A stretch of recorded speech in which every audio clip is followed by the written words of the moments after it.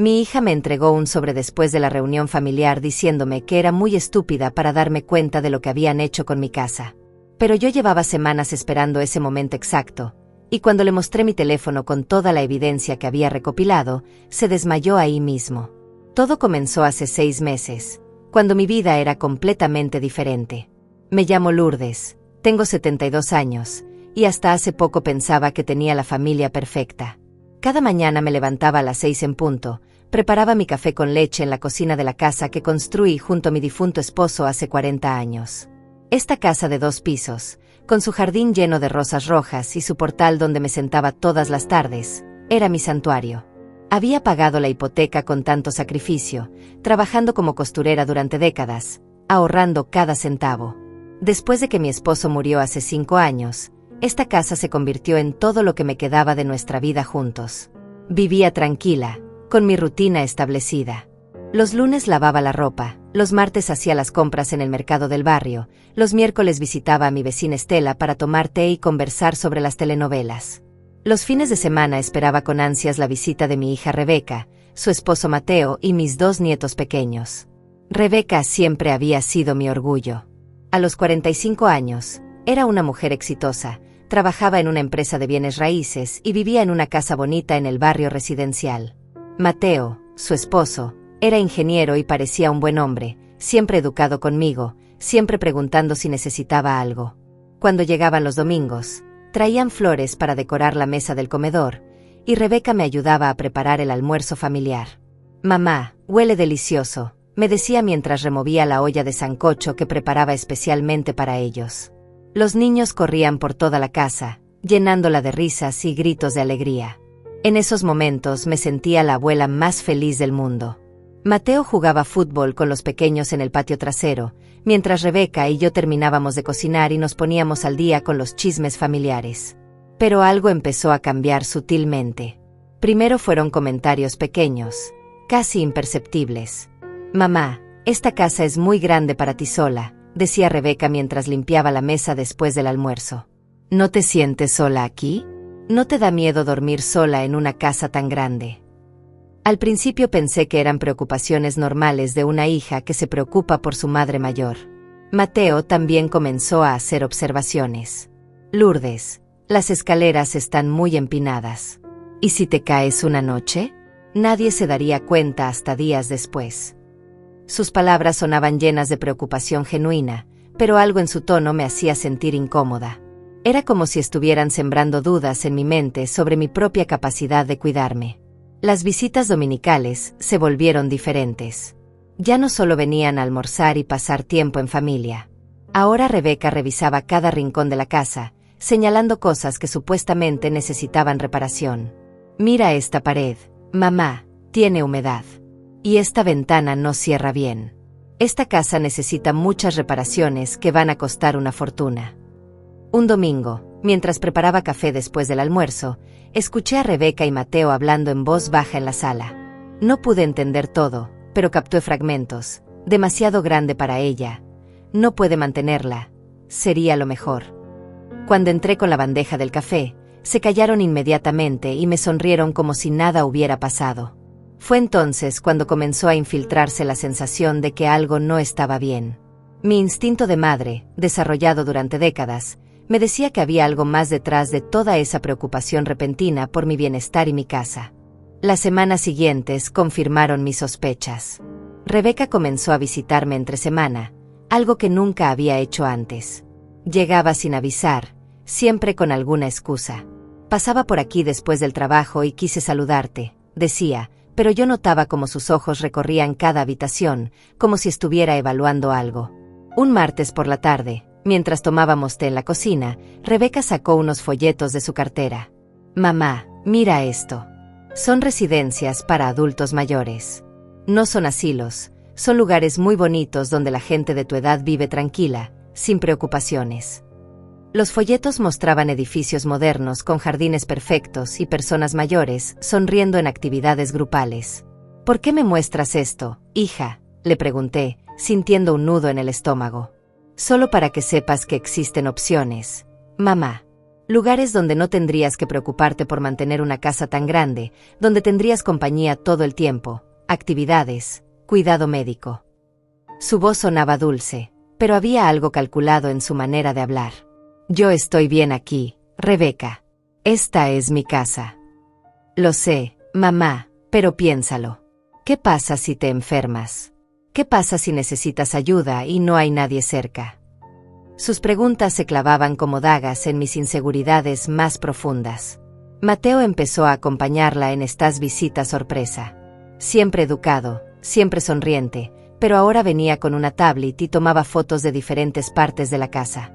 Es para el seguro, Lourdes. Mateo está actualizando mi póliza de seguro y necesita documentar el estado de la propiedad, explicaba Rebeca cuando yo preguntaba por qué fotografiaba tanto.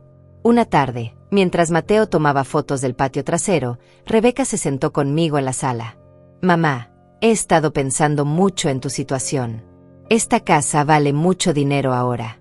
Con lo que podrías obtener de la venta, tendrías suficiente para vivir cómodamente en una residencia bonita y te sobrarían unos $100,000 para emergencias. Vender mi casa. Las palabras salieron como un susurro ahogado. Solo es una idea, mamá. No tienes que decidir nada ahora. Pero piénsalo. Podrías vivir sin preocupaciones el resto de tu vida. Rebeca tomó mis manos entre las suyas, pero su toque se sentía frío, calculado. Esta casa tiene demasiados recuerdos de papá para venderla, le dije, sintiendo las lágrimas acumularse en mis ojos. Mamá, papá ya no está. Él querría que fueras feliz y estuvieras segura. No que te aferres a una casa que se está deteriorando y que no puedes mantener. Sus palabras me dolieron profundamente. ¿Cómo podía hablar así de la casa donde su padre y yo habíamos sido tan felices?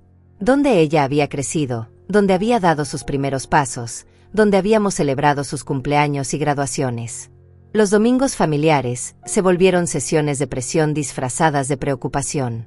Rebeca llegaba con nuevos folletos de residencias, nuevos argumentos sobre por qué debería vender. Mateo asentía a todo lo que ella decía, agregando comentarios sobre la lógica financiera de la decisión. Mira, Lourdes, decía Mateo mientras desplegaba papeles sobre la mesa del comedor, he hecho algunos cálculos.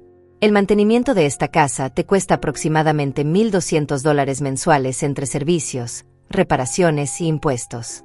En una residencia pagarías $800 y tendrías todo incluido. Los niños ya no corrían por la casa con la misma alegría. Parecía como si hubieran recibido instrucciones de comportarse diferente. Ya no tocaban nada, no pedían que les preparara galletas en la cocina, no se acurrucaban conmigo en el sofá para ver caricaturas. Era como si Rebeca les hubiera dicho que la abuela estaba muy vieja y frágil para jugar. Un domingo, después del almuerzo, Rebeca anunció que había hecho una cita para que visitáramos una residencia. Solo para que veas lo bonita que es. Mamá, no te comprometes a nada. Su insistencia era asfixiante, pero yo accedí, esperando que al ver que no me interesaba, finalmente me dejaran en paz. La residencia era efectivamente bonita. Pasillos amplios, habitaciones cómodas, comedores elegantes. Pero mientras la directora nos mostraba las instalaciones, yo solo podía pensar en mi jardín de rosas, en mi cocina donde había preparado miles de comidas, en el dormitorio donde había dormido junto a mi esposo durante décadas. ¿Qué te pareció, mamá?, preguntó Rebeca en el carro de regreso. Está bien, pero yo prefiero mi casa. Pero piénsalo, mamá. Aquí tendrías enfermeras las 24 horas, actividades programadas, no tendrías que cocinar ni limpiar. Yo quiero cocinar, Rebeca. Quiero cuidar mis rosas. Quiero vivir en mi casa. La frustración en su rostro era evidente. Durante el resto del viaje, apenas habló conmigo. Mateo tampoco decía nada, pero yo podía sentir la tensión en el ambiente. Era como si mi negativa a considerar seriamente la venta de mi casa los hubiera molestado profundamente. Esa noche, sola en mi casa, me senté en mi cama y lloré. Por primera vez en años, me sentí verdaderamente sola y vulnerable. Mi propia hija me estaba presionando para que abandonara todo lo que amaba, y yo comenzaba a dudar de mi propia capacidad de tomar decisiones. ¿Estaría siendo egoísta al querer quedarme en mi casa? ¿Realmente era demasiado vieja para cuidarme sola? Al día siguiente, Mi vecina Estela vino a visitarme como siempre hacía los lunes. Estela tenía 74 años y vivía sola desde que enviudó hace 8 años. Siempre había sido una mujer fuerte e independiente, y yo admiraba su energía y determinación. «Te ves preocupada, Lourdes. ¿Qué te pasa?», me preguntó mientras preparaba té para las 2. Le conté todo lo que había estado pasando con Rebeca y Mateo, sus presiones constantes, las visitas a la residencia, sus argumentos sobre mi incapacidad para mantener la casa. Estela me escuchó en silencio, asintiendo ocasionalmente, pero su expresión se fue ensombreciendo a medida que yo hablaba. Cuando terminé, ella puso su taza sobre la mesa y me miró directamente a los ojos. «Lourdes, yo he visto este tipo de situaciones antes. Lo que me estás contando no suena a preocupación genuina de una hija por su madre. Suena a algo más». Sus palabras me sorprendieron. «¿Qué quieres decir?». «Piénsalo bien. ¿Rebeca está pasando por problemas económicos? ¿Mateo ha tenido problemas en el trabajo? ¿Han mencionado algo sobre necesitar dinero?». Reflexioné sobre sus preguntas. Ahora que lo pensaba, Rebeca había mencionado casualmente que Mateo había tenido algunos proyectos cancelados el año pasado. También recordé que habían comprado un carro nuevo muy caro hace pocos meses. ¿Pero qué tenía que ver eso con mi casa? «Lourdes, tu casa vale mucho dinero. Y si algo te pasara, Rebeca la heredaría de cualquier manera. Pero si la vendes ahora, ¿quién controlaría ese dinero?». Las palabras de Estela me cayeron como un balde de agua fría.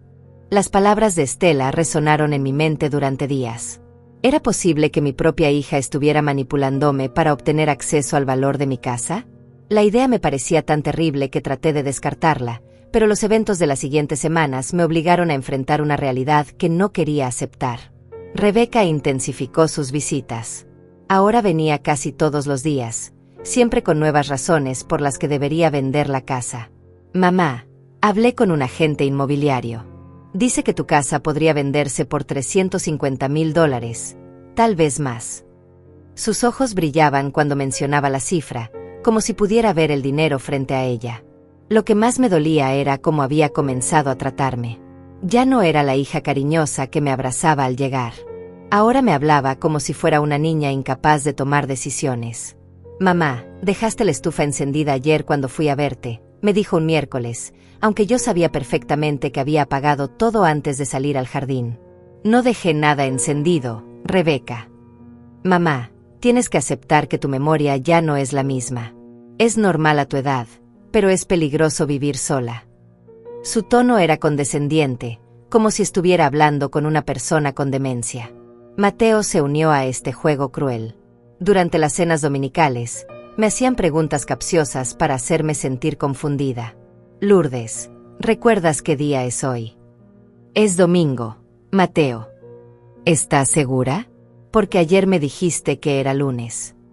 Yo sabía que nunca había dicho eso, pero ellos insistían, haciéndome dudar de mi propia cordura. Comenzaron a llegar sin avisar a diferentes horas, diciendo que venían a revisar que todo estuviera bien. Un día Rebeca llegó a las 7 de la mañana. «Mamá, estaba preocupada porque no contestaste el teléfono anoche a las 10. «Rebeca, yo me acuesto a las 9. Nunca contesto el teléfono después de esa hora». «¿Ves, mamá? Esa es otra señal de que necesitas estar donde alguien pueda cuidarte las 24 horas». La presión psicológica era constante. Me hacían sentir como una carga, como un problema que necesitaba ser resuelto. «Mamá, ¿qué pasa si te caes en la ducha? ¿Qué pasa si tienes un problema cardíaco en la madrugada? Nosotros vivimos a 30 minutos de aquí. Para cuando lleguemos, podría ser demasiado tarde». Sus escenarios catastróficos se grababan en mi mente. Por las noches, mientras me bañaba, pensaba en la posibilidad de resbalarme.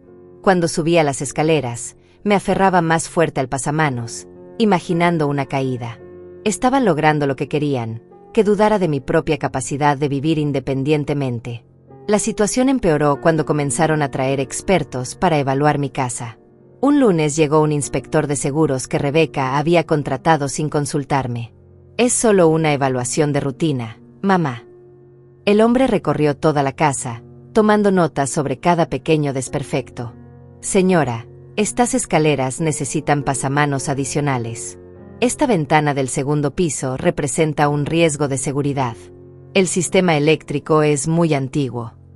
Su reporte parecía diseñado para hacer que mi casa sonara como una trampa mortal. Un miércoles llegó un especialista en seguridad para adultos mayores que Mateo había encontrado.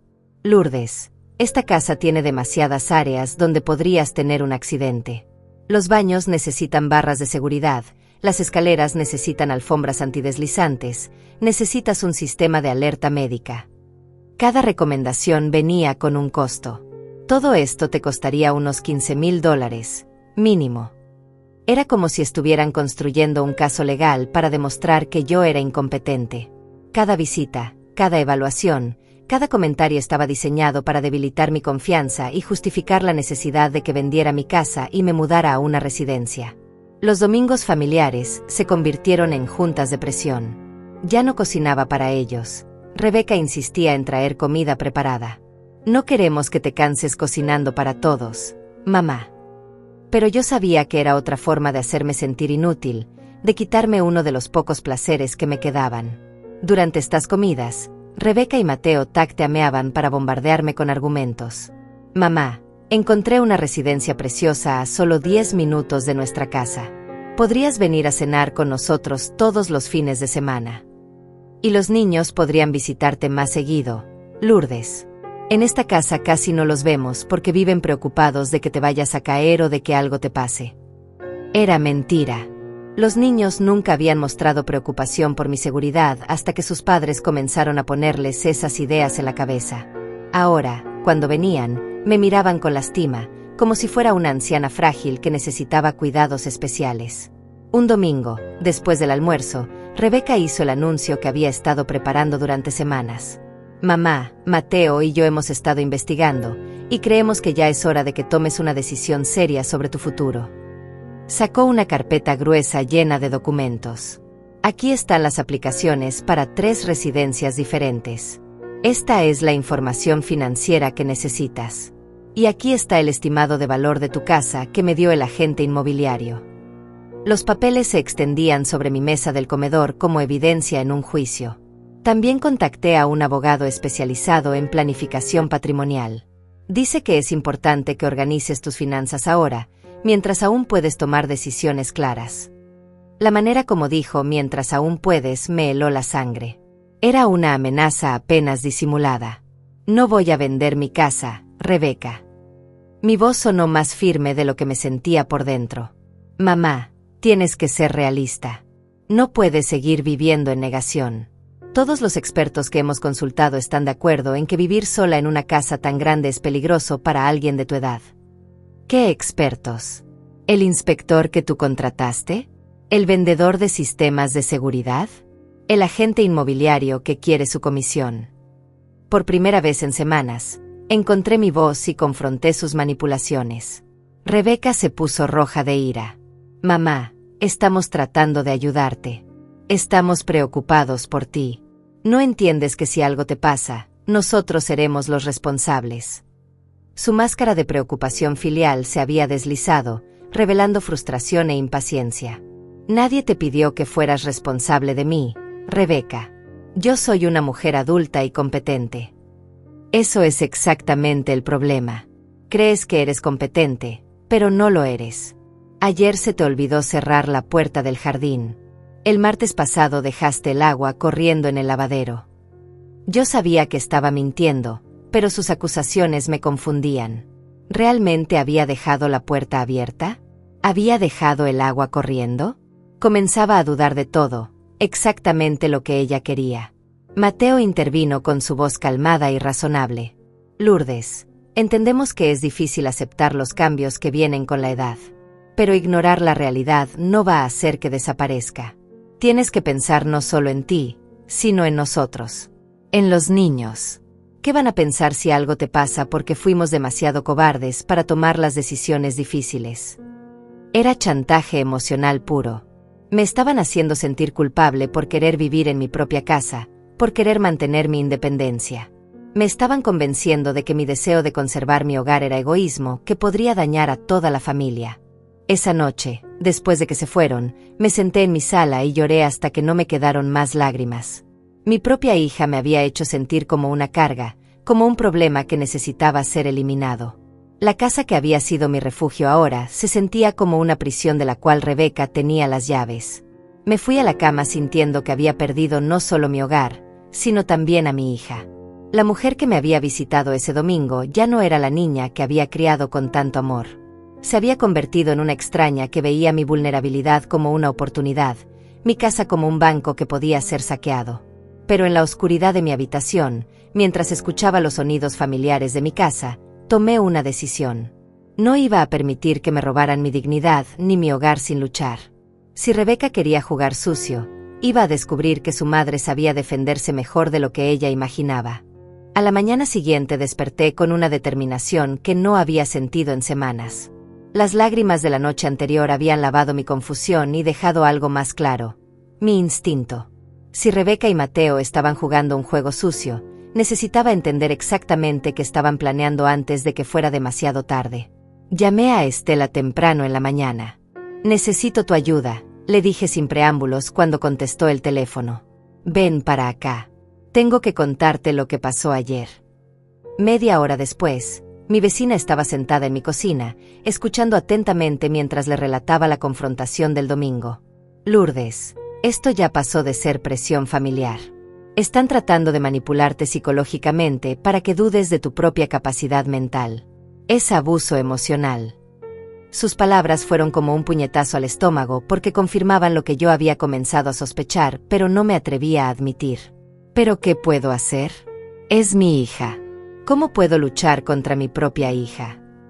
La misma pregunta que se hacen miles de padres cuando sus hijos adultos tratan de aprovecharse de ellos. Lourdes, el hecho de que sea tu hija no le da derecho a robarte tu casa y tu dignidad. Estela me ayudó a desarrollar un plan. Primero, necesitaba documentar todo lo que estaba pasando. Cada vez que vengan, cada conversación sobre la casa, cada presión, anótalo todo. Fecha, hora, qué dijeron exactamente. También me sugirió que instalara una aplicación de grabación en mi teléfono.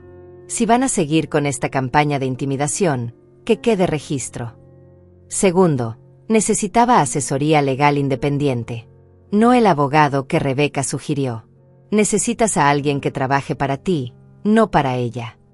Estela conocía a un abogado llamado Adrián que se especializaba en proteger los derechos de adultos mayores contra el abuso familiar. ¿Pero qué pasa si realmente estoy exagerando? ¿Qué pasa si Rebeca realmente está preocupada por mí? Lourdes, una hija que realmente está preocupada por su madre no la manipula, no la hace sentir incompetente, no trae expertos para asustarla. Una hija preocupada habla con amor, ofrece ayuda sin condiciones, respeta las decisiones de su madre. El martes llamé al abogado Adrián. Su voz por teléfono sonaba cálida pero profesional. Señora Lourdes, me gustaría que viniera a mi oficina para que podamos hablar tranquilamente sobre su situación. Y traiga cualquier documento que tenga relacionado con su casa y sus finanzas. La oficina de Adrián estaba en el centro de la ciudad. Era un hombre de aproximadamente 50 años. Con cabello canoso y ojos amables que me recordaron a mi difunto esposo. Cuando le conté toda la historia, desde las primeras insinuaciones de Rebeca hasta las evaluaciones de expertos, su expresión se volvió cada vez más seria. Señora Lourdes, lo que me está describiendo es un patrón clásico de lo que llamamos explotación financiera de adultos mayores por familiares. Es más común de lo que la gente piensa, y es particularmente doloroso porque viene de las personas en quienes más confiamos. Adrián me explicó que tenía derechos legales que podía ejercer. Primero, su casa es suya y nadie puede forzarla a venderla mientras usted sea mentalmente competente. Segundo, si alguien está tratando de manipularla o coaccionarla para que tome decisiones financieras, eso puede constituir abuso financiero. ¿Pero cómo puedo probar que soy mentalmente competente? Rebeca y Mateo han traído a todos esos expertos que dicen que mi casa es peligrosa. Esos no eran evaluaciones de su capacidad mental, señora.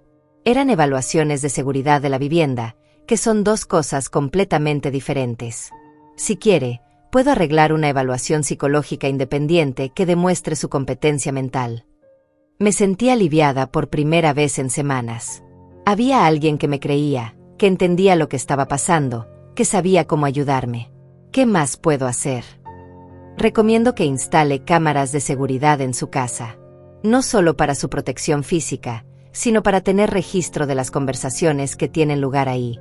También sugiero que grabe las conversaciones con su teléfono cuando sea posible. ¿Es eso legal? En este estado, usted tiene derecho a grabar conversaciones que tienen lugar en su propia casa. Y dado que hay sospechas de manipulación financiera, estas grabaciones podrían ser evidencia importante si la situación escalara. Adrián también me sugirió algo que no había considerado. Señora Lourdes, ¿ha revisado sus cuentas bancarias recientemente? Todos sus documentos importantes están en su poder. La pregunta me alarmó. Sí, creo que sí. ¿Por qué? En casos como este, a veces los familiares comienzan a posicionarse para tener acceso a cuentas o documentos antes de que la víctima se dé cuenta. Salí de la oficina de Adrián con una lista de tareas específicas y, más importante, con esperanza. Ya no me sentía como una víctima indefensa. Tenía un plan y tenía ayuda profesional. El miércoles, Rebeca llegó sin avisar cómo había estado haciendo. Esta vez, yo estaba preparada. Tenía mi teléfono grabando en el bolsillo de mi vestido verde. Hola, mamá. Vine a ver cómo estás. Su sonrisa parecía falsa ahora que sabía lo que buscar. Estoy bien, hija. ¿A qué debo tu visita? Mamá, he estado pensando en nuestra conversación del domingo. Sé que fue difícil para ti, pero realmente necesitamos avanzar con los planes para tu mudanza. ¿Qué planes? Yo nunca acordé mudarme. Mamá, no podemos seguir posponiendo lo inevitable. Hablé con la directora de la residencia Vista Hermosa. Tienen una habitación disponible, pero solo por esta semana. Si no la apartamos ahora, tendremos que esperar varios meses para la siguiente oportunidad. Era una táctica de presión clásica, crear urgencia artificial para forzar una decisión precipitada. Rebeca, ya te dije que no me voy a mudar. No entiendo por qué sigues insistiendo. Mamá, ¿en serio vas a obligarnos a esperar hasta que algo terrible te pase? ¿Hasta que termines en el hospital después de una caída? ¿Por qué estás tan segura de que me voy a caer? He vivido en esta casa durante 40 años sin problemas. Mamá, las cosas cambian. Tu equilibrio ya no es el mismo, tu vista ya no es la misma, tu memoria ya no es la misma.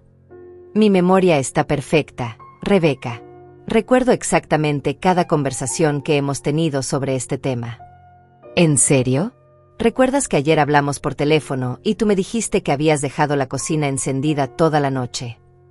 Eso es mentira, Rebeca. Yo no hablé contigo ayer, y nunca he dejado la cocina encendida. Vi frustración cruzar por su rostro. Mamá, ahí está exactamente el problema. No recuerdas cosas que acabaron de pasar. Rebeca, estás mintiendo y lo sabes. La pregunta es ¿por qué? No estoy mintiendo. Estoy preocupada por ti. Y estoy cansada de que trates mis preocupaciones como si fueran ataques personales. Su voz se había alzado, y por primera vez vi la verdadera ira detrás de su máscara de preocupación filial. ¿Sabes qué creo, Rebeca? Creo que tú y Mateo necesitan dinero, y ven mi casa como la solución a sus problemas financieros. Las palabras salieron antes de que pudiera detenerlas, pero me alegré de haberlas dicho. Era hora de confrontar la verdad. Eso es ridículo. Nosotros no necesitamos tu dinero. Entonces, ¿por qué tanto interés en que venda mi casa? ¿Por qué tanta prisa? ¿Por qué tantos expertos y evaluaciones y presión constante? Rebeca se quedó callada por un momento, y pude ver cómo procesaba mis preguntas. Cuando habló de nuevo, su tono había cambiado. Era más frío, más calculado. Mamá, creo que necesitas ayuda profesional. Tu paranoia está fuera de control. Tal vez deberíamos considerar una evaluación psiquiátrica. Era la amenaza que Adrián me había advertido que podría venir. Me estás amenazando con hacer que me declaren mentalmente incompetente. No es una amenaza, mamá. Es una preocupación legítima. Estás acusando a tu propia familia de conspirar contra ti. Ese tipo de pensamiento paranoico es un síntoma serio. Sal de mi casa, Rebeca. Las palabras salieron tranquilas pero firmes. ¿Qué? Que salgas de mi casa. Ahora. Mamá, no puedes estar hablando en serio. Completamente en serio. Vete. Rebeca se levantó lentamente, su rostro una mezcla de shock e ira. Mamá, esto es exactamente lo que estábamos tratando de evitar. Estás tomando decisiones irracionales, alejando a la gente que te ama. Si me amas, respeta mi decisión de vivir en mi propia casa. Si no puedes hacer eso, entonces no vengas más. Muy bien, mamá. Pero cuando algo te pase, cuando termines en el hospital o peor, recuerda que nosotros tratamos de ayudarte. Era una amenaza final, una última tentativa de sembrar miedo y culpa. Después de que se fue, me senté en mi sala, temblando no de miedo sino de adrenalina. Por primera vez en semanas, me había defendido. Había puesto límites. Y había grabado toda la conversación. Adrián tenía razón. Cuando uno conoce sus derechos y tiene un plan, es más fácil resistir la manipulación. Pero también sabía que esto era solo el comienzo. Rebeca no se iba a rendir tan fácilmente, y probablemente su próximo movimiento sería más agresivo. Durante 3 días después de echar a Rebeca de mi casa, viví en una tranquilidad tensa. Era como el silencio antes de una tormenta. Sabía que ella no se había rendido, pero no sabía por dónde vendría su próximo ataque. No tuve que esperar mucho para descubrirlo. El sábado por la mañana, mientras regaba mis rosas en el jardín, vi un carro desconocido estacionarse frente a mi casa. Del vehículo bajaron 2 personas, un hombre mayor con traje gris y una mujer joven con una carpeta. Mi corazón se aceleró cuando se dirigieron hacia mi puerta. «Señora Lourdes», preguntó el hombre cuando abrí la puerta. «Soy el doctor Ramírez, y ella es la trabajadora social Patricia. Venimos porque su familia expresó preocupaciones sobre su bienestar y su capacidad de vivir independientemente». Sentí como si me hubieran golpeado en el estómago. Rebeca había cumplido su amenaza. Había llamado a los servicios sociales para que me evaluaran mentalmente. «¿Quién los envió?», pregunté, aunque ya conocía la respuesta. «Su hija Rebeca nos contactó ayer», confirmó Patricia. «Dice que usted ha mostrado signos de deterioro cognitivo, comportamiento paranoico, y que ha rechazado ayuda para mantenerse segura en su hogar». Las palabras de Rebeca, distorsionadas y presentadas como hechos médicos. Puedo ver sus identificaciones. Adrián me había enseñado que tenía derecho a verificar la identidad de cualquier persona que viniera a evaluarme. Ambos me mostraron sus credenciales, que parecían legítimas. «Señora Lourdes, entendemos que esto puede ser incómodo, pero necesitamos hacerle algunas preguntas para evaluar su situación», explicó el doctor Ramírez. «También necesitamos inspeccionar su hogar para identificar posibles riesgos de seguridad». «¿Y si me niego?». «Tiene derecho a negarse, pero eso podría resultar en procedimientos legales adicionales si su familia decide buscar una orden judicial para una evaluación obligatoria». Era otra amenaza disfrazada de información. Decidí cooperar, pero con condiciones. «Pueden hacer su evaluación, pero quiero grabar todo el proceso para mi protección legal». Vi cómo se miraron entre ellos. «¿Hay algún problema con eso?». «No, señora. Es su derecho». La evaluación duró 2 horas. Me hicieron preguntas sobre mi edad, la fecha actual, quién era el presidente, operaciones matemáticas simples. Todas las preguntas que esperaba, y todas las respondí correctamente. También me pidieron que les contara sobre mi rutina diaria, mi historia médica, mis finanzas. «¿Es cierto que su hija ha expresado preocupaciones sobre su capacidad de mantener esta casa?», preguntó Patricia. «Mi hija ha expresado muchas cosas recientemente, pero yo mantengo mi casa perfectamente». «¿Es cierto que ha tenido episodios de confusión, como dejar electrodomésticos encendidos?». «Eso es lo que mi hija dice, pero no es verdad. Nunca he tenido problemas con mi memoria o con el manejo de mi hogar». «¿Por qué cree que su hija diría esas cosas si no fueran ciertas?». La pregunta era una trampa. Si decía que Rebeca estaba mintiendo, parecería paranoica. Si admitía confusión, confirmaría sus acusaciones. Tendría que preguntarle a ella sus motivaciones. Yo solo puedo hablar de mi propia experiencia, y mi experiencia es que soy perfectamente capaz de cuidarme a mí misma. Era una respuesta diplomática que evitaba acusaciones directas. Durante la inspección de la casa, Tomaron fotos de todo, las escaleras, los baños, la cocina, incluso mi dormitorio. Estas escaleras no tienen barandas en ambos lados, notó el doctor Ramírez. ¿Ha tenido problemas para subirlas? Ninguno. He subido estas escaleras durante 40 años sin incidentes. ¿Y si tuviera una emergencia médica durante la noche? ¿Cómo pediría ayuda? Tengo un teléfono junto a mi cama y números de emergencia en la refrigeradora. También tengo vecinos cercanos que podrían ayudarme si fuera necesario. Cuando terminaron, el doctor Ramírez me explicó el proceso siguiente. Vamos a compilar un reporte basado en nuestra evaluación. Este reporte será enviado a su familia y, si hay preocupaciones significativas, podría resultar en recomendaciones específicas para su cuidado. ¿Qué tipo de recomendaciones? Podrían incluir servicios de apoyo en el hogar, modificaciones de seguridad, o en casos extremos, recomendaciones para un nivel de cuidado más supervisado. Supervisado. Era una manera elegante de decir institucionalizado. Después de que se fueron, llamé inmediatamente a Adrián. Acaban de irse los servicios sociales. Rebeca los llamó para que me evaluaran. ¿Cómo se sintió la evaluación? Creo que fue bien. Respondí todas sus preguntas correctamente, pero están enfocados en los supuestos riesgos de seguridad de mi casa. Lourdes, es importante que entienda algo. Estas evaluaciones a menudo están sesgadas desde el principio.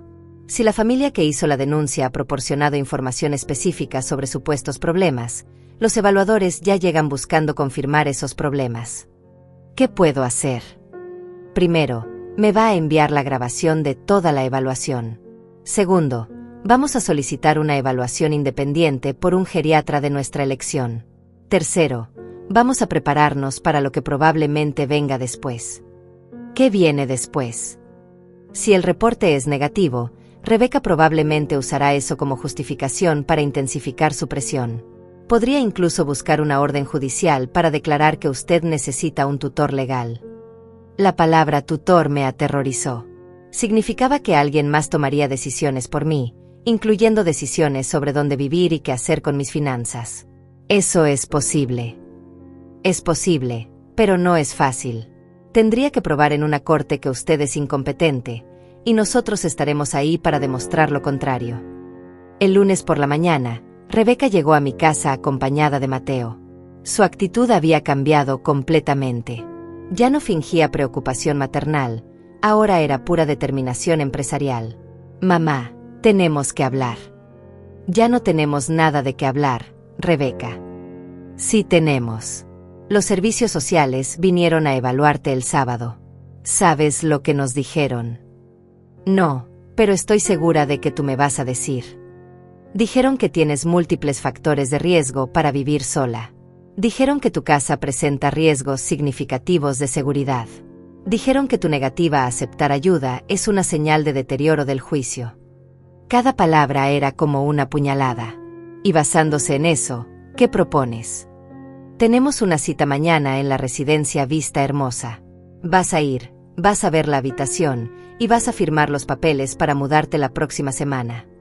Ya no era una sugerencia, era una orden. No voy a hacer nada de eso. Mamá, ya no es opcional. Si no cooperas voluntariamente, vamos a tener que buscar otras opciones legales. ¿Me estás amenazando? Mateo intervino con su voz aparentemente razonable. Lourdes, nadie la está amenazando. Simplemente estamos siendo realistas sobre las opciones disponibles.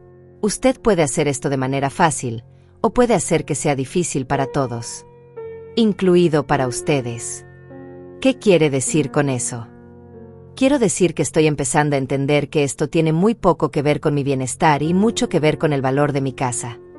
Rebeca se puso roja. Eso es exactamente el tipo de pensamiento paranoico que reportaron los evaluadores. Estás inventando conspiraciones donde no existen. ¿En serio? Entonces dime, Rebeca, ¿qué van a hacer con el dinero de la venta de mi casa después de que me muden a la residencia? El dinero va a ser usado para pagar tu cuidado. ¿Y quién va a controlar ese dinero? ¿Quién va a tomar esas decisiones? Nosotros, obviamente. Somos tu familia. Ahí estaba. Finalmente había admitido lo que yo sospechaba desde el principio. No se trataba de mi seguridad o mi bienestar, se trataba de controlar mi dinero. Sal de mi casa, Rebeca, y no vuelvas. Mamá, tienes hasta mañana para reconsiderar. Después de eso, vamos a proceder con o sin tu cooperación. ¿Qué significa eso exactamente? Significa que vamos a solicitar una orden judicial para declararte incapacitada mentalmente. Tenemos el reporte de los servicios sociales, tenemos documentación de tu comportamiento errático, tenemos testigos de tu paranoia. Y yo tengo grabaciones de cada amenaza que me han hecho, cada mentira que han dicho, cada intento de manipulación que han usado. Era la primera vez que mencionaba las grabaciones, y vi shock genuino en sus rostros. Nos has estado grabando. He estado documentando todo lo que ha pasado en mi propia casa, lo cual es perfectamente legal. Mamá, eso es enfermizo. Eso prueba exactamente lo que estamos diciendo sobre tu estado mental. Lo que prueba es que ustedes han estado planeando esto durante meses, y que yo no soy tan estúpida como pensaban. Me levanté de mi silla, sintiendo una fuerza que no había sentido en semanas. Ahora váyanse de mi casa antes de que llame la policía. Muy bien, mamá. Pero mañana vas a recibir papeles legales. Y cuando eso pase, vas a entender que no tienes más opciones. Era su amenaza final, su último intento de intimidarme. Después de que se fueron, llamé a Adrián inmediatamente. Acaban de amenazarme con buscar una orden judicial para declararme incompetente. Grabó la conversación. Cada palabra. Perfecto. Eso va a ser muy útil cuando tengamos que defendernos en la corte. Adrián, realmente pueden hacer lo que están amenazando. Pueden intentarlo, pero ahora tenemos evidencia de que sus motivaciones no son el cuidado de usted, sino el control de sus finanzas. Eso va a ser muy difícil de explicar frente a un juez. Esa noche, por primera vez en semanas, dormí profundamente. Ya no tenía miedo de lo que Rebeca pudiera hacer. Tenía evidencia, tenía representación legal, y más importante, tenía la certeza de que estaba luchando por algo que valía la pena. Mi dignidad, mi hogar, y mi derecho a vivir mi vida según mis propios términos. Los papeles legales llegaron al día siguiente, exactamente como Rebeca había prometido. Un alguacil tocó mi puerta a las 9 de la mañana con una citación judicial. Rebeca y Mateo habían presentado una petición para que me declararan mentalmente incompetente y para que les otorgaran tutela legal sobre mí y mis finanzas. Cuando llamé a Adrián para informarle, su voz sonaba calmada pero determinada. Lourdes, esto es exactamente lo que esperábamos. Ahora tenemos la oportunidad de exponer todo en una corte pública. Pero ¿qué pasa si el juez les cree a ellos? No va a creerles cuando escuche las grabaciones y vea la evidencia que hemos recopilado. La audiencia estaba programada para 2 semanas después. Durante esos días, Adrián y yo nos preparamos minuciosamente. Contraté al Dr. Rivera, un geriatra independiente, para que me hiciera una evaluación completa de capacidad mental. También instalé cámaras de seguridad en toda mi casa, por si Rebeca intentaba crear más evidencia de mi supuesta incompetencia. El Dr. Rivera me visitó un jueves por la tarde. Era un hombre gentil de unos 60 años, con una sonrisa genuina que me tranquilizó inmediatamente. Señora Lourdes, voy a hacerle una evaluación muy completa. Quiero que se sienta cómoda y tome todo el tiempo que necesite para responder. La evaluación duró 3 horas e incluyó pruebas de memoria, razonamiento, capacidad de juicio y funcionalidad diaria. También revisó mi historia médica y mis medicamentos. ¿Toma algún medicamento que pueda afectar su cognición? Solo vitaminas y un medicamento para la presión arterial que tomo desde hace años. ¿Ha notado algún cambio en su memoria o en su capacidad de tomar decisiones en los últimos años? Mi memoria está tan clara como siempre. De hecho, recuerdo perfectamente cada detalle de las conversaciones que he tenido con mi hija durante estos últimos meses. Al final de la evaluación, el Dr. Rivera sonrió. Señora Lourdes, sus funciones cognitivas están completamente normales para alguien de su edad. Su memoria es excelente, su juicio es sólido, y claramente es capaz de tomar decisiones independientes sobre su vida y sus finanzas. Mientras tanto, algo inesperado estaba sucediendo en mi vida personal. Adrián había comenzado a visitarme con más frecuencia para preparar el caso, pero nuestras conversaciones habían evolucionado más allá de temas legales. Descubrí que era viudo desde hace 3 años, que tenía 2 hijos adultos que vivían en otras ciudades, y que compartía mi amor por la jardinería. Sus rosas son espectaculares, Lourdes, me dijo un día mientras revisábamos documentos en mi jardín. Mi esposa también cultivaba rosas. Siempre decía que cuidar un jardín era como cuidar una relación, requiere paciencia, dedicación y mucho amor. Había tristeza en su voz, pero también calidez. La extraña mucho. Todos los días. Pero he aprendido que el amor que compartimos no termina cuando alguien se va. Se transforma en algo diferente, algo que nos ayuda a seguir adelante y, cuando estamos listos, a abrir nuestro corazón nuevamente. Sus palabras me conmovieron profundamente.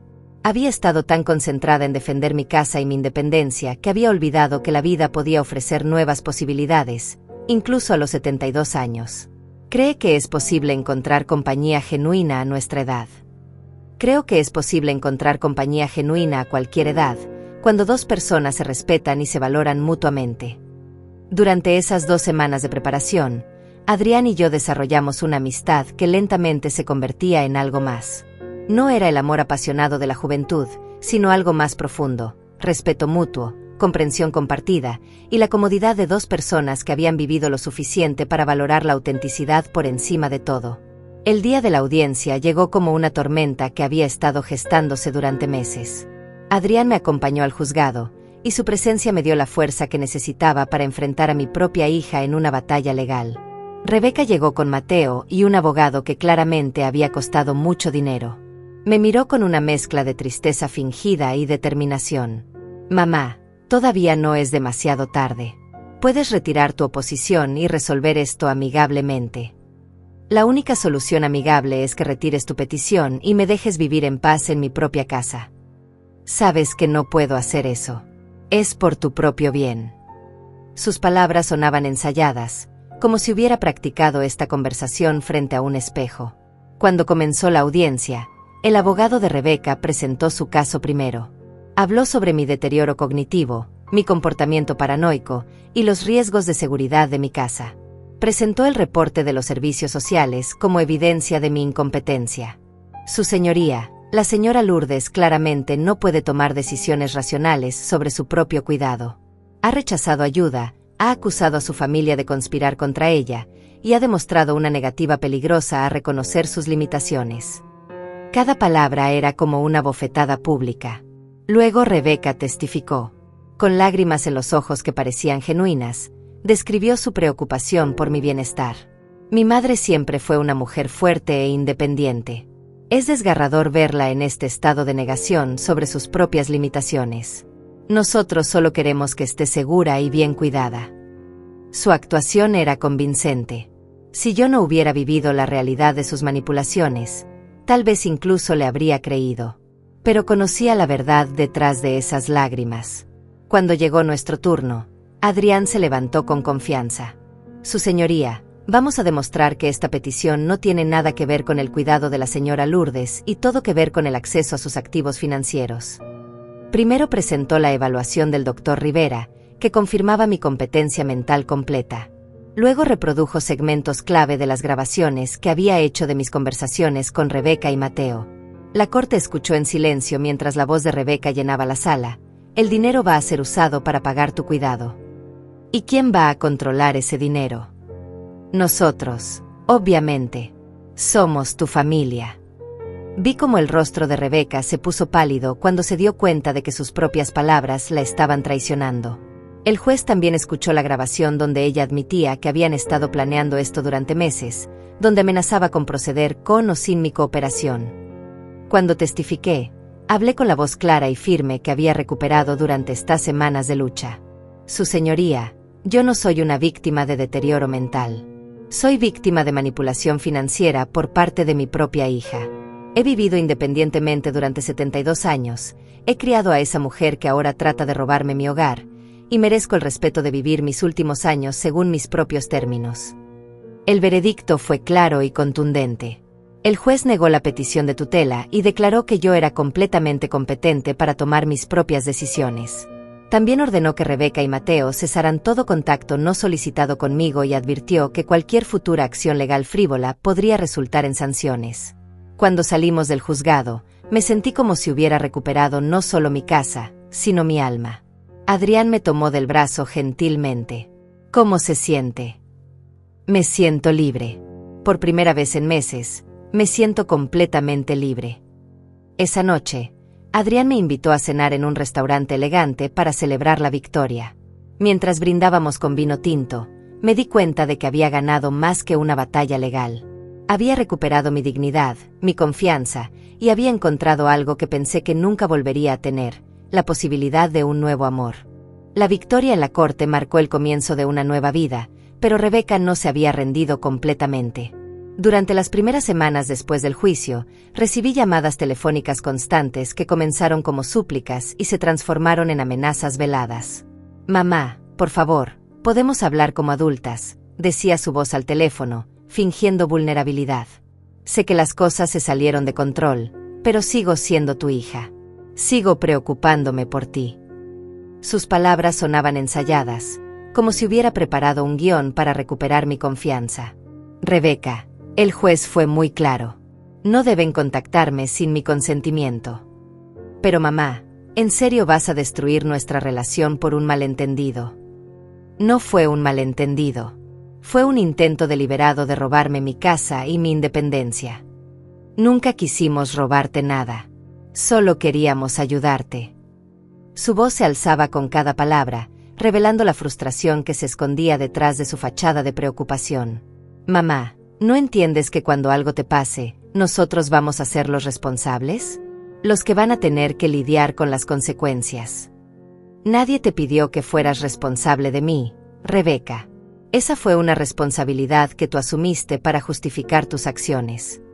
Somos familia. La familia se cuida. La familia se respeta, hija. Y tú perdiste mi respeto cuando decidiste tratarme como si fuera incompetente».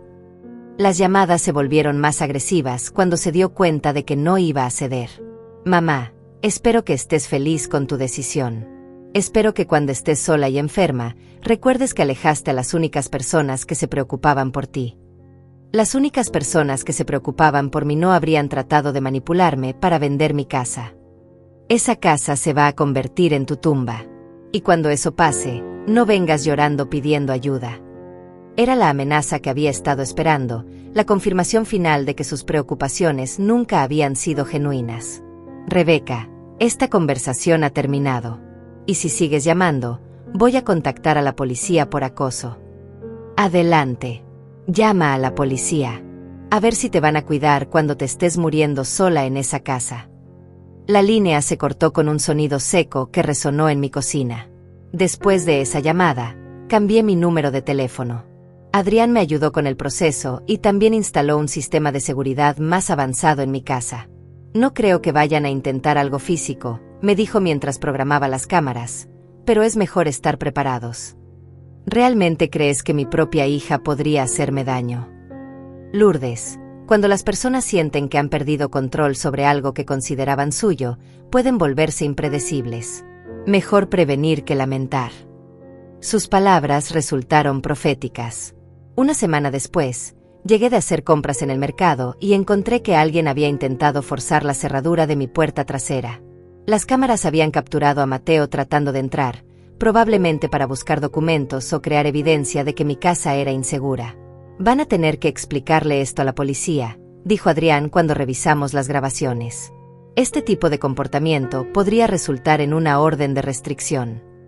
Realmente quiero llegar a ese extremo con mi propia familia».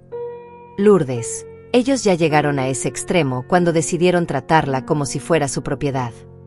La orden de restricción fue aprobada inmediatamente cuando el juez vio las grabaciones del intento de allanamiento.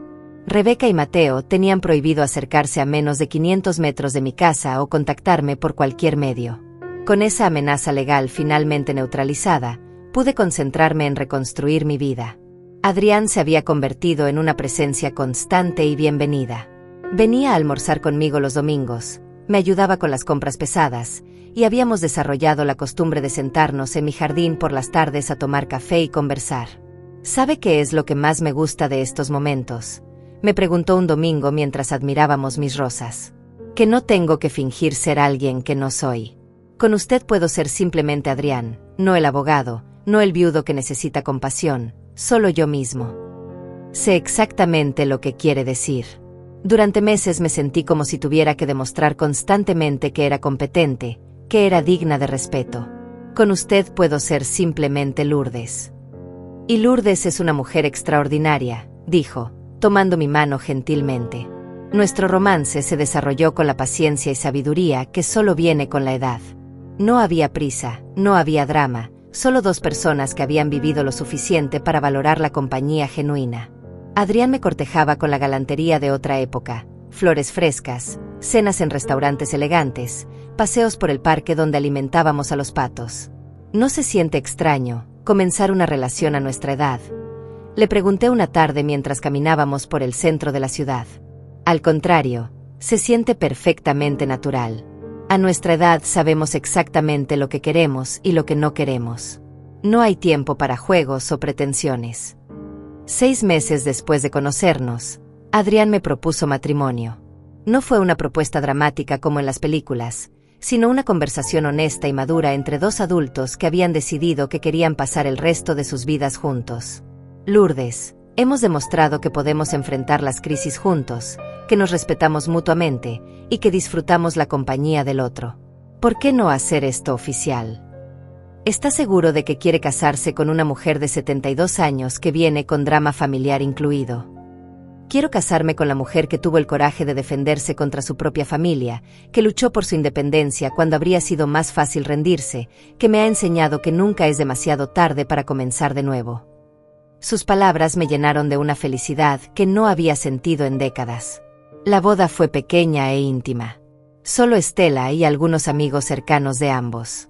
Llevé un vestido color champán que Adrián me había ayudado a elegir, y él llevó un traje gris que lo hacía ver distinguido y elegante. La ceremonia se realizó en el jardín de mi casa, rodeados por mis rosas rojas que habían florecido espectacularmente esa primavera. Durante los votos, Adrián habló sobre encontrar el amor cuando menos le esperaba, sobre la fortaleza que había visto en mí durante los momentos más difíciles. Prometo respetarte siempre, apoyarte en todas tus decisiones, y nunca darte por sentada. Cuando llegó mi turno, miré a este hombre que había aparecido en mi vida durante mi momento más oscuro y había traído luz. Prometo no dejar que el pasado defina nuestro futuro, amarte con la sabiduría que viene con la experiencia, y crear contigo una vida basada en respeto mutuo y felicidad genuina. Esa noche, mientras Adrián y yo bailábamos lentamente en mi sala al son de música suave, reflexioné sobre el viaje extraordinario que había sido mi vida en los últimos meses. Había comenzado sintiéndome como una víctima, había luchado como una guerrera, y había emergido como una mujer renovada. ¿Alguna vez se arrepiente de haber luchado contra Rebeca?, me preguntó Adrián mientras me sostenía cerca. Nunca. Si no hubiera luchado, habría perdido no solo mi casa, sino mi dignidad. Y nunca te habría conocido. El destino tiene formas misteriosas de funcionar, dijo, besando mi frente gentilmente. A veces tenemos que perder algo para ganar algo mejor. No perdí nada, le respondí. Descubrí que la familia verdadera no siempre viene de la sangre. A veces viene del corazón. En ese momento, rodeada por el amor y el respeto que había luchado tan duramente por recuperar, supe que había tomado todas las decisiones correctas. Mi casa seguía siendo mi santuario, pero ahora era también nuestro hogar. Los primeros meses de mi matrimonio con Adrián fueron como un sueño que nunca pensé que podría volver a vivir. Despertarme cada mañana junto a alguien que me respetaba y valoraba era un regalo que apreciaba profundamente. Habíamos transformado mi casa en nuestro hogar, combinando nuestras pertenencias y rutinas de una manera que honraba tanto mi pasado como nuestro futuro juntos. Adrián se mudó oficialmente a mi casa 3 meses después de la boda. Trajo sus libros de derecho, sus fotografías familiares y sus plantas de orquídeas que encontraron un lugar perfecto en el solarium que daba al jardín. Esta casa tiene alma, me dijo mientras organizaba sus libros en mi estudio. Puedo sentir todo el amor que usted y su esposo pusieron aquí durante todos esos años. Y ahora es nuestro turno de crear nuevos recuerdos, le respondí, abrazándolo desde atrás mientras contemplaba cómo nuestras vidas se entrelazaban de manera natural y hermosa.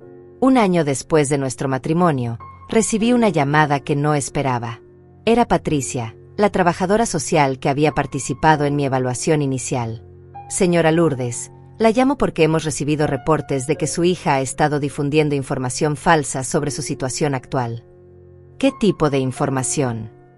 Está diciéndole a la gente que usted fue manipulada por su abogado para casarse con él por dinero, que ahora está siendo explotada financieramente por su nuevo esposo. Las palabras me dolieron, pero no me sorprendieron. Rebeca no había aceptado su derrota. ¿Y qué van a hacer con esa información? Necesitamos hacer una visita de seguimiento para documentar que usted está bien y que sus decisiones han sido tomadas libremente. Es un procedimiento estándar cuando recibimos este tipo de reportes. La visita de Patricia fue muy diferente a la primera. Esta vez vino sola, y su actitud era más relajada y genuina. Adrián y yo la recibimos en nuestra sala, donde pudo ver inmediatamente la armonía y felicidad de nuestro hogar. Se ve usted muy bien, señora Lourdes. Y su casa se siente muy diferente a como la recordaba. Eso es porque ahora es un hogar lleno de amor en lugar de un lugar donde me sentía sitiada por mi propia familia. Patricia revisó nuestros arreglos financieros, confirmó que yo mantenía control total sobre mis activos, y documentó que nuestro matrimonio había sido una decisión completamente libre y meditada. ¿Hay algo que le gustaría que incluyera en mi reporte? Sí. Que nunca en mi vida he sido más feliz o he sentido más respeto y amor de lo que siento ahora. Después de que Patricia se fue, Adrián y yo tomamos una decisión importante. Creo que es hora de que hagamos algo definitivo sobre las mentiras de Rebeca, me dijo. ¿Qué propones? Demandemos por difamación y calumnia. Si va a seguir tratando de dañar su reputación y la mía, que enfrente las consecuencias legales. La demanda por difamación fue exitosa. Rebeca tuvo que retractarse públicamente de sus declaraciones falsas y pagar una multa significativa. Más importante, el juez emitió una orden permanente prohibiéndole hacer cualquier declaración pública sobre mi vida privada o mis decisiones personales. ¿Cómo se siente ahora que todo esto ha terminado definitivamente?, me preguntó Adrián después de salir del juzgado. Me siento cerrada, como si finalmente hubiera puesto punto final a ese capítulo de mi vida. ¿Y qué viene ahora? Ahora vivimos nuestra vida sin mirar hacia atrás. Y eso fue exactamente lo que hicimos. Los 2 años siguientes fueron los más plenos de mi vida adulta. Adrián y yo viajamos a lugares que siempre había soñado visitar. París, donde paseamos por los jardines de Versalles. Italia, donde aprendimos a hacer pasta en una cocina toscana. México, donde bailamos salsa en las plazas de Guadalajara. ¿Sabe qué es lo más hermoso de viajar a nuestra edad?, me preguntó Adrián mientras observábamos el amanecer desde nuestro balcón en Roma. Que no tenemos prisa. Podemos sentarnos en un café durante horas sin sentirnos culpables. Podemos admirar un cuadro en un museo hasta que nos hayamos empapado completamente de su belleza. Y podemos apreciar cada momento porque sabemos lo preciosa que es la vida, agregué, tomando su mano mientras el sol iluminaba la ciudad eterna frente a nosotros. En casa, convertimos parte del jardín en un pequeño invernadero donde cultivábamos verduras orgánicas y hierbas aromáticas. Adrián resultó tener un talento natural para la jardinería, y juntos creamos un espacio que era productivo y hermoso. Mire esto, me dijo una mañana de primavera, mostrándome los tomates que habían comenzado a dar fruto. De una semilla pequeña viene tanto alimento. Es como nuestro amor, de un encuentro profesional creció algo que nos nutre todos los días. También nos involucramos en trabajos de caridad. Adrián ofrecía servicios legales gratuitos a adultos mayores que enfrentaban situaciones similares a la que yo había vivido, mientras yo ayudaba en un centro comunitario enseñando costura a mujeres jóvenes. ¿Por qué decidió ayudar a otras personas en situaciones como la suya?, me preguntó una periodista local que había venido a escribir un artículo sobre nuestro trabajo voluntario. Porque nadie debería tener que enfrentar sola la manipulación y el abuso de su propia familia. Si mi experiencia puede ayudar a otras personas a defenderse, entonces todo lo que pasé valió la pena. Un día, 3 años después de nuestro matrimonio, Estela vino a visitarnos con noticias inesperadas. Lourdes, me encontré con los nietos de Rebeca en el supermercado ayer. Han crecido tanto que casi no los reconozco. ¿Cómo están? A pesar de todo lo que había pasado, seguían siendo mis nietos y los amaba. Se ven bien, pero cuando me vieron, el mayor me preguntó por ti. Dijo que extrañaba las galletas que solías hacer para ellos. La noticia me llenó de una tristeza agridulce. ¿Qué les dijiste? Les dije que estabas muy bien, que te habías casado y eras muy feliz. El niño me pidió que te dijera que espera que algún día puedan venir a visitarte de nuevo. Esa noche, Adrián y yo tuvimos una conversación profunda sobre la posibilidad de abrir nuestro corazón a una reconciliación con mis nietos, independientemente de la relación con Rebeca. Los niños no tienen culpa de las decisiones de sus padres, dijo Adrián. Si algún día quieren conocer a su abuela de nuevo, deberíamos estar abiertos a esa posibilidad. Pero ¿cómo hacerlo sin involucrar a Rebeca? Cuando sean mayores de edad, podrán tomar sus propias decisiones sobre a quién quieren tener en sus vidas. Mientras tanto, podemos vivir nuestras vidas de tal manera que si algún día vienen a buscarnos, encuentren a una abuela de la que puedan estar orgullosos. Fue una perspectiva sabia que me llenó de esperanza. Tal vez algún día, cuando mis nietos fueran adultos, podrían entender que defendí mi dignidad y mi hogar no por egoísmo, sino porque creía que merecía respeto y amor genuino. Mientras tanto, cada día con Adrián era una afirmación de que había tomado las decisiones correctas. Habíamos creado una vida basada en respeto mutuo, amor genuino y la sabiduría que viene con la experiencia. ¿Alguna vez lamenta haber luchado tan duro por esta casa?, me preguntó Adrián una tarde mientras podábamos juntos las rosas del jardín. Nunca, le respondí sin hesitación. Esta casa representaba mi dignidad, mi independencia, mi derecho a vivir según mis propios términos.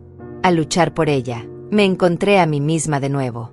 Y en el proceso, te encontré a ti. Esa noche, mientras nos preparábamos para dormir en la habitación que ahora compartíamos, reflexioné sobre el viaje extraordinario que había sido mi vida.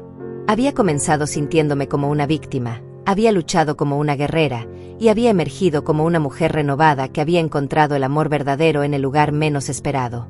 5 años habían pasado desde aquella tarde cuando Rebeca me entregó el sobre que cambiaría nuestras vidas para siempre. Era un domingo soleado de primavera, exactamente como el día de aquella reunión familiar que marcó el final de una época y el comienzo de otra completamente nueva. Adrián y yo estábamos en nuestro jardín, él leyendo el periódico mientras yo regaba mis rosas, cuando sonó el timbre de la casa. No esperábamos visitas, y por un momento mi corazón se aceleró con la vieja ansiedad que solía sentir cuando aparecían visitantes inesperados. «Yo voy», dijo Adrián, levantándose de su silla con la agilidad de un hombre que, a pesar de sus 65 años, se mantenía activo y saludable. Escuché voces en la puerta principal, pero no pude distinguir las palabras. Cuando Adrián regresó al jardín, su expresión era una mezcla de sorpresa y cautela. «Lourdes, hay 2 jóvenes en la puerta que dicen ser sus nietos. Tienen 18 y 20 años ahora». Mi corazón se detuvo por un momento. Los niños que recordaba corriendo por esta misma casa eran ahora adultos jóvenes que habían venido a buscarme por su propia cuenta. ¿Vienen solos? Sí, completamente solos. Dicen que quieren hablar contigo, que han estado esperando ser mayores de edad para poder visitarte sin involucrar a sus padres. Era el momento que habíamos anticipado durante años, pero que nunca pensé que llegaría tan pronto. Me quité los guantes de jardinería, me alicé el vestido rosa que llevaba puesto, y caminé hacia la puerta principal con Adrián a mi lado. Ahí estaban, Rodrigo, ahora de 20 años, alto y delgado como su abuelo, y Estela, de 18, con los mismos ojos verdes que yo tenía a su edad. «Abuela», dijo Rodrigo, su voz profunda y madura, «esperamos que no te moleste que hayamos venido sin avisar». «Nunca me molestaría ver a mis nietos», respondí, sintiendo las lágrimas acumularse en mis ojos. «Pasen, por favor. Esta sigue siendo su casa también». Los invité a sentarse en la sala donde tantas conversaciones importantes habían tenido lugar. Adrián preparó café para todos, moviéndose con la gracia discreta que había perfeccionado durante nuestros años juntos. «¿Cómo me encontraron?», pregunté, aunque sospechaba la respuesta. «Estela nos ayudó», explicó mi nieta homónima. «Nos contó que te habías casado y que eras muy feliz. Durante años quisimos venir, pero mamá nos prohibía incluso hablar de ti. ¿Y ahora? Ahora somos adultos y podemos tomar nuestras propias decisiones». Rodrigo se inclinó hacia adelante, sus manos entrelazadas nerviosamente.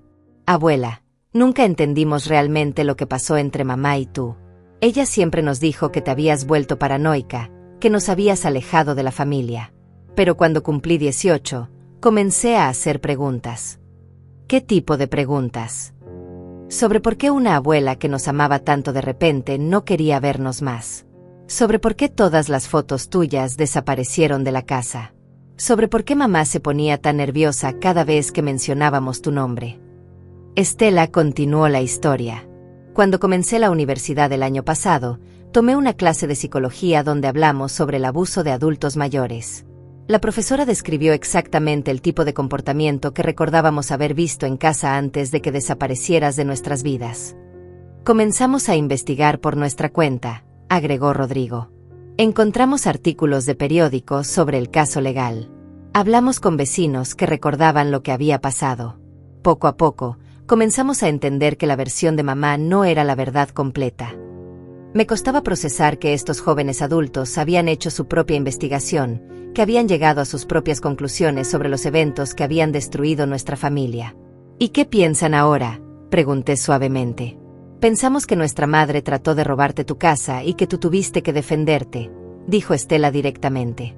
Pensamos que fuiste muy valiente a luchar contra tu propia familia para mantener tu dignidad. Sus palabras me llegaron directo al corazón. ¿Sus padres saben que están aquí?, preguntó Adrián gentilmente. No, respondió Rodrigo. Y francamente, no nos importa si se molestan. Hemos perdido 5 años con nuestra abuela por culpa de su avaricia y manipulación. Pasamos las siguientes 3 horas poniéndonos al día. Les conté sobre mi matrimonio con Adrián, sobre nuestros viajes, sobre el trabajo voluntario que hacíamos. Ellos me contaron sobre sus estudios universitarios, sus planes futuros, sus relaciones románticas. Era como recuperar pedazos de mi corazón que no sabía que había perdido. Abuela, ¿nos perdonas por no haber venido antes?, preguntó Estela. No hay nada que perdonar, mi amor. Ustedes eran menores de edad, no tenían control sobre la situación. Pero sentimos que te abandonamos cuando más nos necesitabas. Al contrario, le dije, tomando sus manos jóvenes entre las mías. Ustedes me dan esperanza. Me demuestran que la verdad siempre encuentra una manera de salir a la luz, que el amor verdadero no puede ser destruido por la manipulación y las mentiras. Adrián, que había observado toda esta reunión con discreta emoción, se acercó para servir más café. Sus nietos son extraordinarios. Lourdes.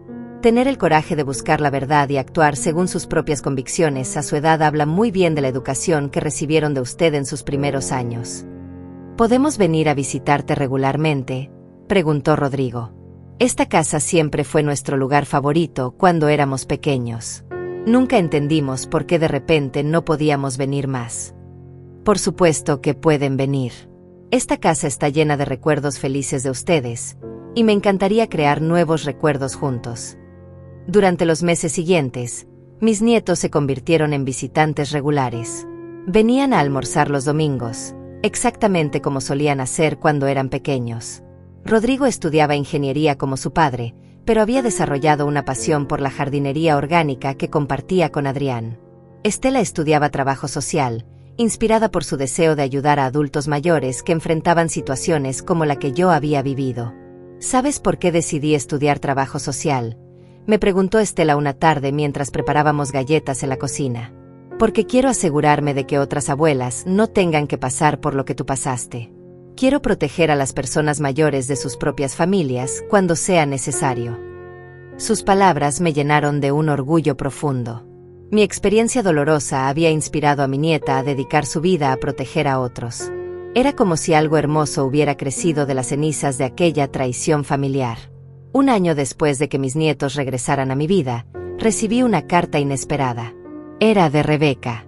Después de 6 años de silencio forzado por las órdenes judiciales, había encontrado una manera legal de contactarme.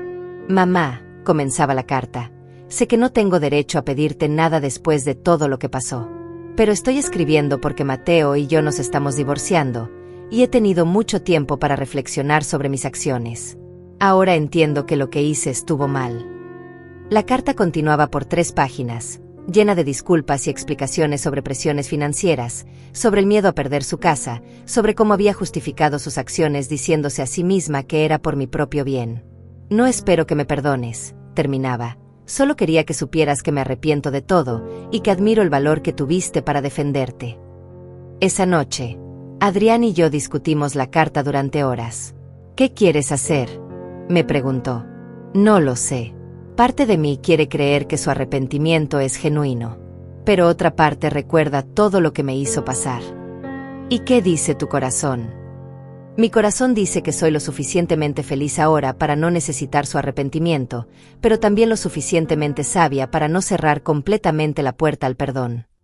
Decidí no responder la carta inmediatamente. En su lugar, esperé 6 meses para ver si Rebeca seguía intentando contactarme o si había sido un impulso momentáneo. Cuando no recibí más cartas, supe que mi decisión de esperar había sido la correcta. Un año después, en el 7º aniversario de aquella fatídica reunión familiar, organizamos nuestra propia reunión en el jardín de la casa. Estaban Adrián, mis 2 nietos, Estela mi vecina, y algunos amigos cercanos que habíamos hecho durante nuestros años de matrimonio. Mientras observaba a todas estas personas que me amaban y respetaban genuinamente, reflexioné sobre el viaje extraordinario que había sido mi vida desde aquella tarde cuando Rebeca me entregó el sobre con los documentos falsos de la venta de mi casa. ¿En qué piensas?, me preguntó Adrián, sentándose a mi lado en el mismo banco donde habíamos tenido tantas conversaciones importantes. Pienso en cómo a veces ser abandonada puede ser el regalo más grande que recibimos en la vida. ¿Cómo es eso? Porque cuando Rebeca me abandonó emocionalmente, cuando trató de robarme mi casa y mi dignidad, me obligó a encontrar la fuerza que no sabía que tenía.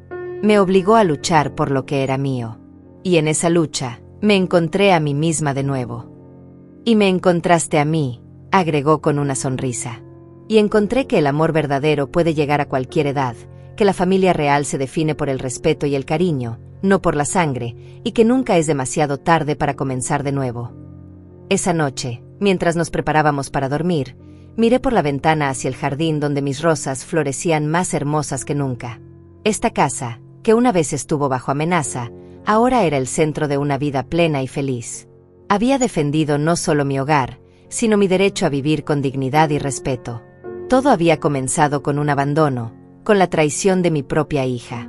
Pero había terminado con mi libertad, con un amor maduro y genuino, y con la certeza de que había tomado todas las decisiones correctas.